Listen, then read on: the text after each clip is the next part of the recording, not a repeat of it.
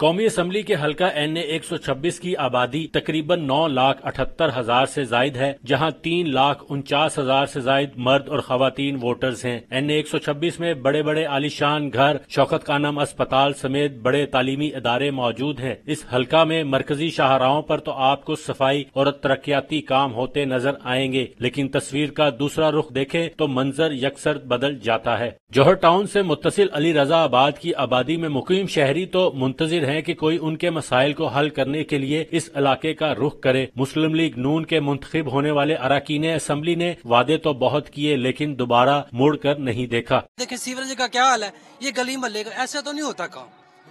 ٹھیک ہے، ووٹ ہم دیں گے، کوئی اچھا بندہ ہے ہمیں اس کو دیں، تو یہ تو نہیں ہے یعنی کہ ہر بندہ آ کے منہ اٹھا کے آ جائے ووٹ لینے، کام تو ہوتے نہیں ہیں۔ 8-10 سال تو ایویں بیٹا ਇੱਥੇ ਬੱਚੇ ਵੀ ਡੇਗਦੇ, ਬਜ਼ੁਰਗ ਵੀ ਡੇਗਦੇ ਨੇ, ਬੀਬੀਆਂ ਵੀ ਡੇਗਦੀਆਂ ਨੇ ਤੇ ਉਹਨਾਂ ਦਾ ਨਾ ਕੋਈ ਮੁਸਤਕਬਲ ਨਮਾਜ਼ੀ ਨਮਾਜ਼ ਪੜਨ ਜਾਂਦੇ ਨੇ ਤੇ ਇਹ ਕੋਈ ਹਾਲ ਨਹੀਂ ਹੈਗਾ, ਕੱਪੜੇ ਖਰਾਬ ਹੋ ਜਾਂਦੇ ਨੇ ਤੇ ਪਤਾ ਨਹੀਂ ਲੱਗਦਾ, ਕੋਈ ਇਹਦਾ ਕੰਮਕਾਰ ਨਹੀਂ, ਕੋਈ ਕਰਦਾ ਜਾਈਦਾ ਬੁਲਾਈਦਾ نہیں کوئی آندا ਹੈਗਾ۔ سولپور ہے، اس میں ہے جو سیوریج کا مسئلہ وہ آپ کے سامنے ہی ہے، آپ دیکھتے ہیں اس کو توجہ سے، مطلب یہاں کے لوگ ڈسٹرب ہیں سیوریج کی وجہ سے، تو یہ حکام والا کو چاہیے بلکہ ان کو سپورٹ کرنا چاہیے اچھے طریقے سے۔ معروف شاپنگ مال کے گرد موجود جھونپڑیاں اور سڑک کنارے تعفن پھیلاتے گندگی کے ڈھیر بھی علاقے کے حسن پر ایک بدنما داغ ہے۔ شہریوں کا کہنا ہے کہ گیس اور پینے کے صاف پانی کے مسائل ہمیشہ سے ہی حل طلب ہیں۔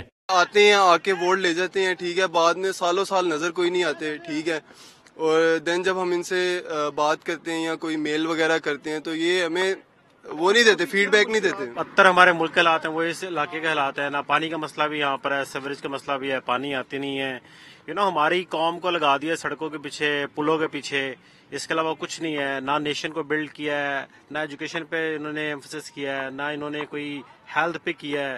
حلقہ کی عوام نے واضح کیا ہے کہ اس بار ووٹ اسے ملے گا جو عوامی مسائل حل کرنے کے لیے جامع منصوبہ لے کر آئے گا۔ کیمرمین طارق محمود کے ساتھ علی وقار، ڈان نیوز، لاہور۔